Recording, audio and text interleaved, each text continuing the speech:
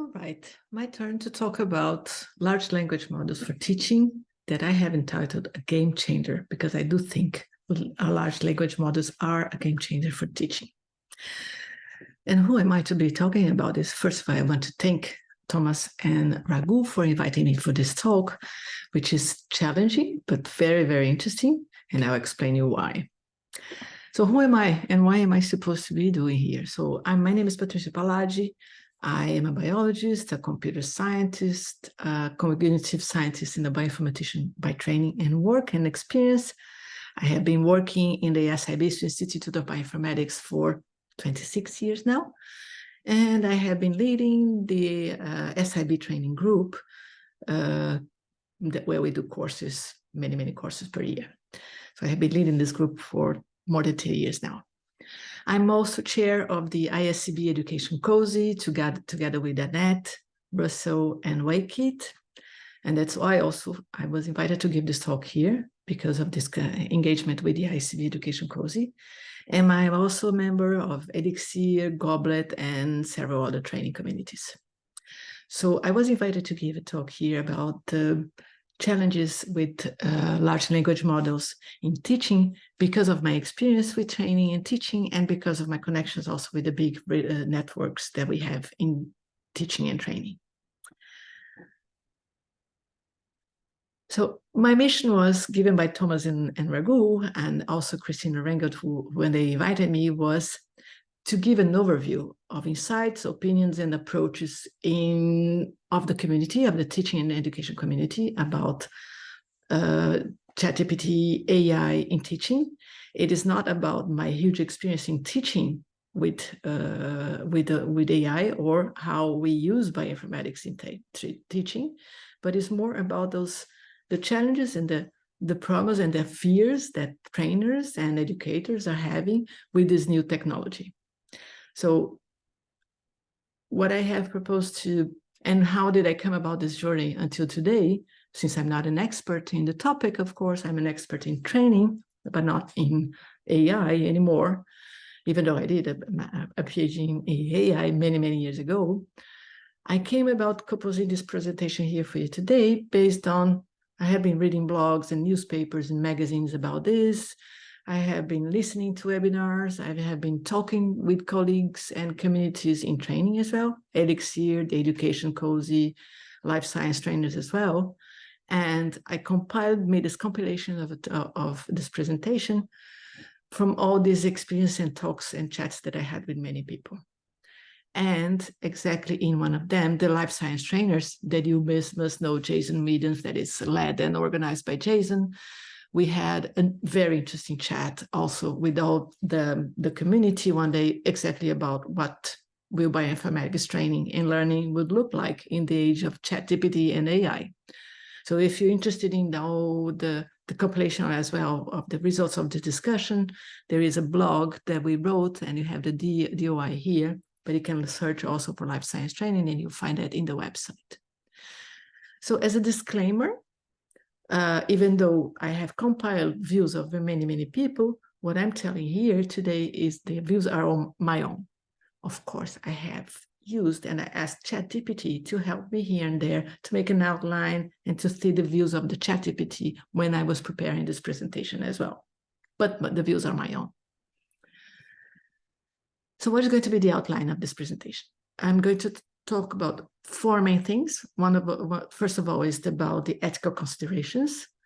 Then I'll talk about the challenges that we are facing with AI now in teaching and training, the opportunities to evolve teaching practices as well, and I'll end up with some conclusions and take-home messages.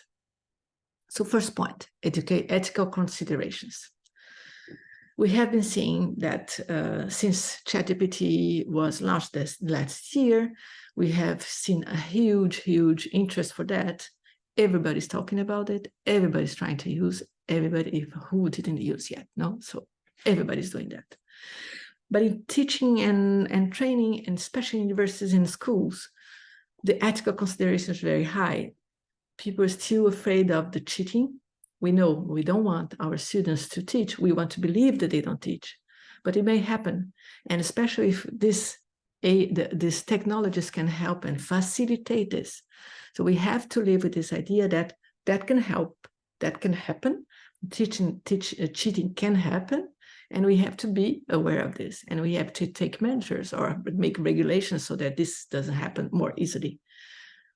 Also, ethical considerations about plagiarism and ghostwriting.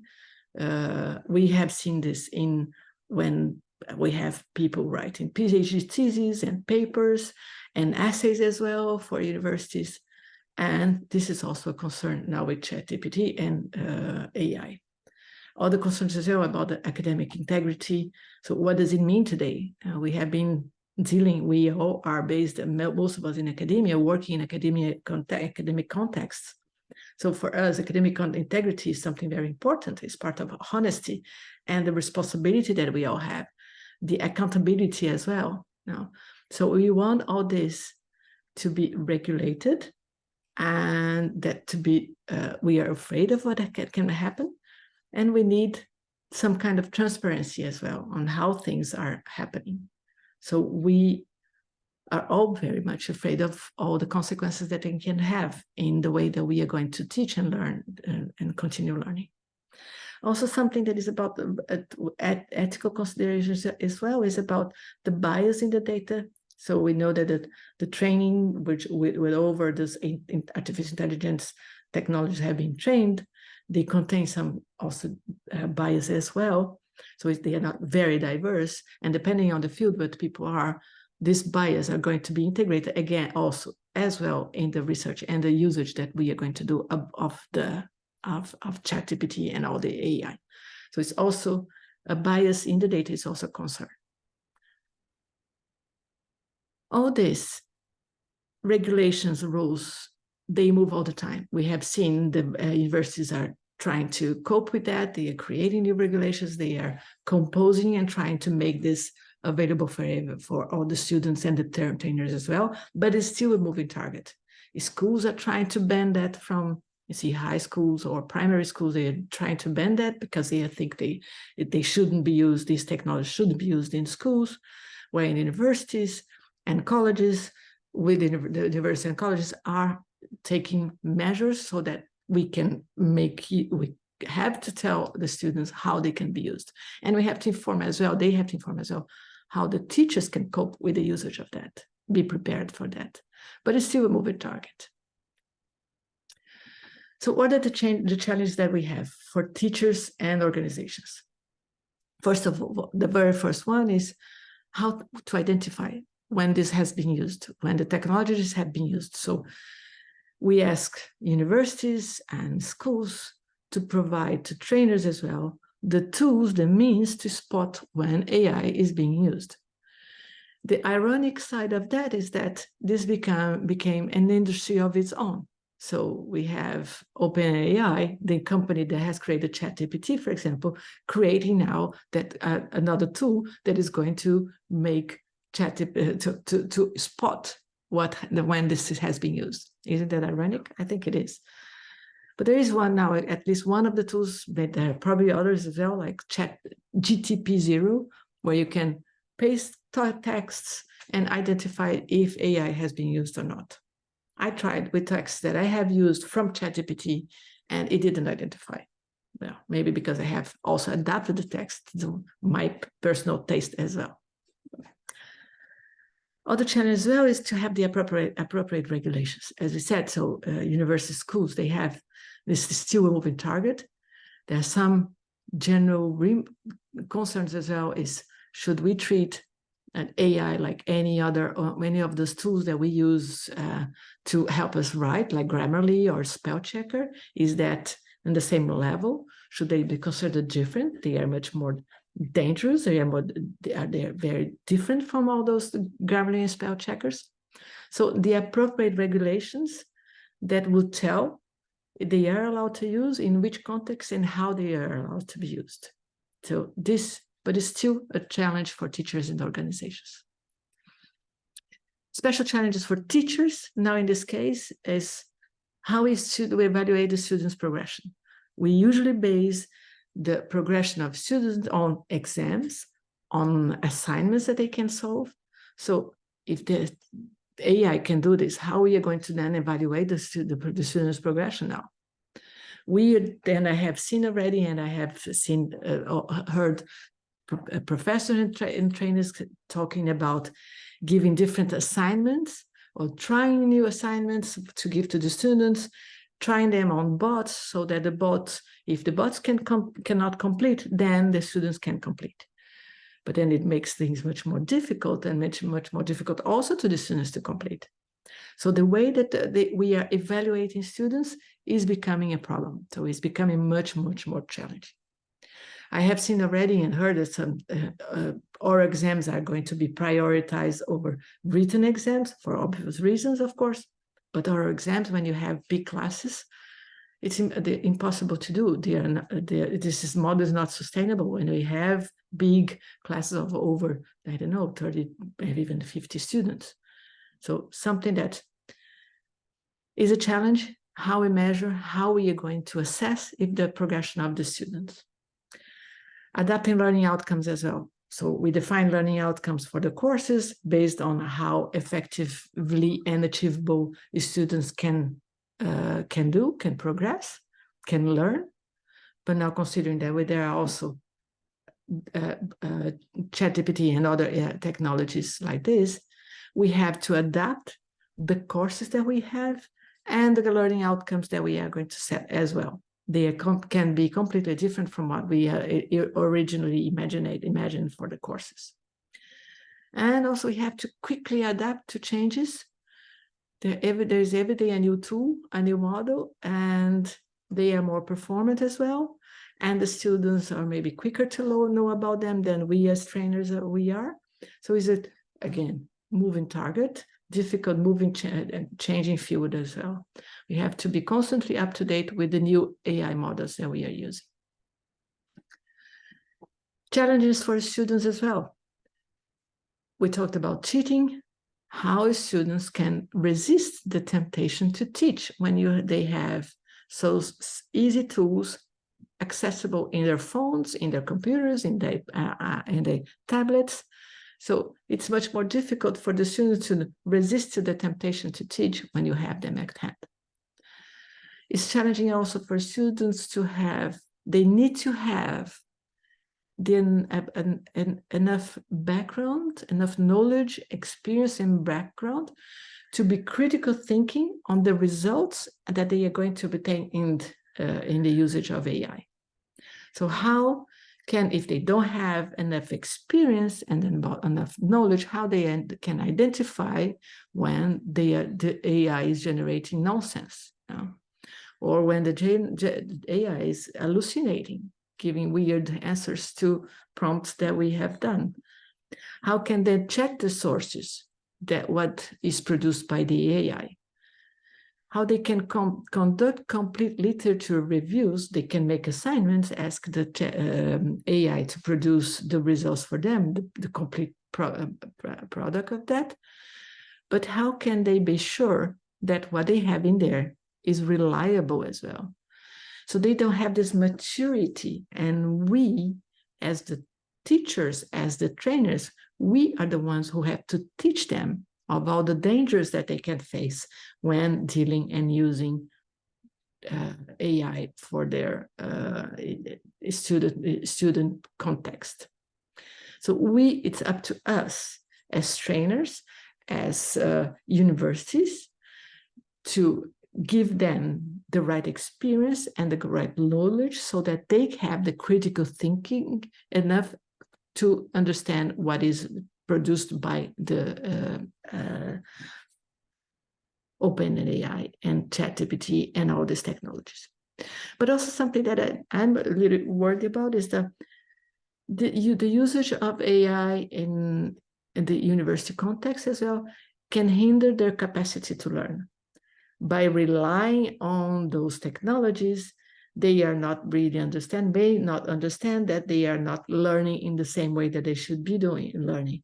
How do we learn? We learn by actively doing things, tasks, learning by reading, by critically thinking of what we are doing. So if they use more and more these technologies, they are maybe hinder their own capacity to learn. So it's also something that to be worried about. So there is an impact on teaching, and there is an impact on learning as well.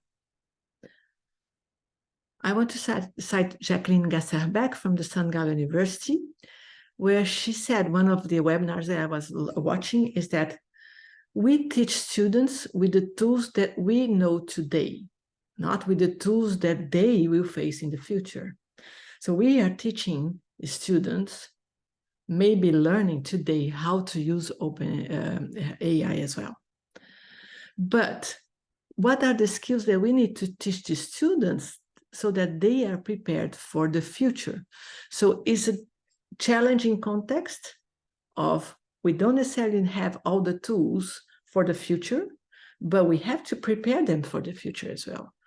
So the impact that we are going to have in our own teaching, the students are going to have in their learning, is going to be huge. And also making a relation with the subtitle of this session as well, about the large language models, the new pocket calculators. When we think about the pocket calculators, 40 years ago, I'm old enough to remember that, they were not used, they were not allowed in classes when they appeared. We still had to learn by heart the multiplications tables so that we could understand the results before we could go and use the pocket calculators. So the AI is now the new pocket calculator, and we have to know how to integrate them in teaching and learning. So this is a huge impact in the way that we are providing training. So yes, the impact is there. They are, in my view, AI is a game changer in how we teach. So we are going to have, and we are going to face changes in mindset, in the mindset of trainers. We will have to embrace this new technology. We cannot resist. It is there. We cannot pretend that they are not there. We'll be obliged to move out of our comfort zone. We teach in the same way. Sometimes trainers, teachers, university professors, they teach the same course, ages and ages for a long time, without changing a comma in any of what they do. But now we will be obliged to. So we have to also change in the way our teaching practices as well, evolve, make them more active learning, and adapt to this. It's also a way to engage with students. It's a different way of engaging with students as well.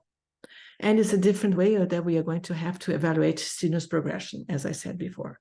So it's for sure a game changer. But there are opportunities. What are the opportunities to evolve teaching practices? We can use them, integrate large language models in our classrooms, you see. We can enhance our lessons. We can use them as a supplement to teaching. We can create more engaging and personalized learning experiences for the students as well by integrating them and challenging the students as well to integrate in their learning as well the OpenAI. This is going to be much more interesting for them as well.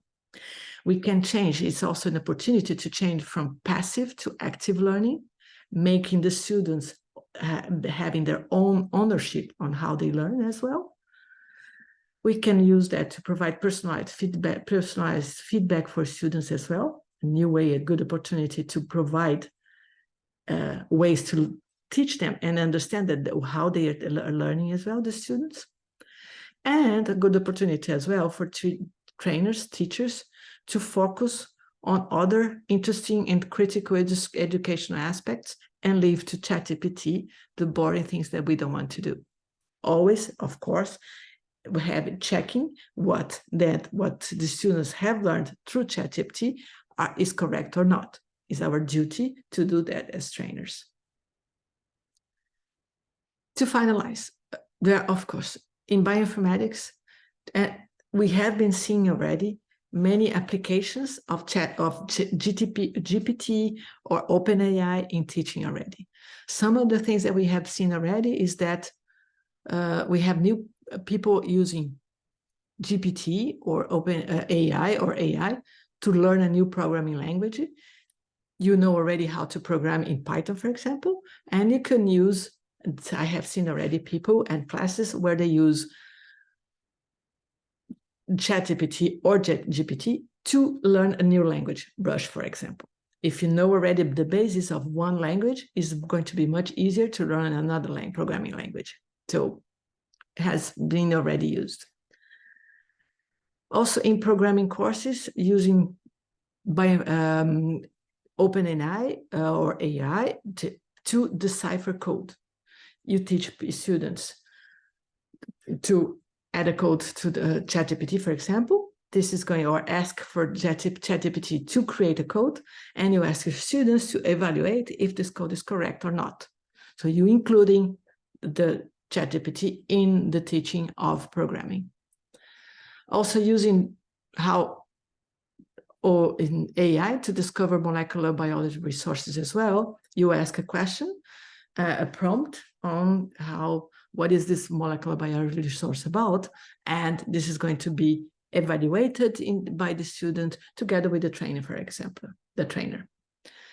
Another way also to use those technologies could be interpreting queries about genetic or genomic data.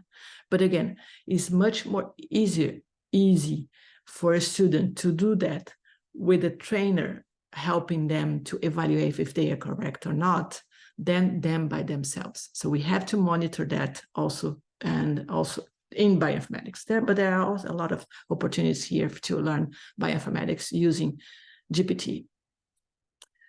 So in conclusion, in my view, of course, large language models are a game changer, no doubt. Our teaching habits will change. They will not. They are changing already. You see, we have to integrate them already, and we have seen them integrated already in teaching. There are a lot of challenges, of course, for trainers, institutions, students, but we need rules and regulations to help all these people cope with the use of AI. There are for sure benefits, teaching and learning, and we should embrace and use this as an opportunity to evolve the way that we teach, evolve the way that we learn. And my last word about this is AI is not going to replace humans, it's going to enhance and not replace human teaching. So many people are afraid of losing their jobs as trainers on that. I don't believe this is going to happen. So for this, I conclude my talk. Thank you very much for listening to me. And you have my email as well and my name here in the presentation. Happy to answer any questions if you want to reach out to me. Thank you so much. And thank you again for the invitation for this challenging and nice talk.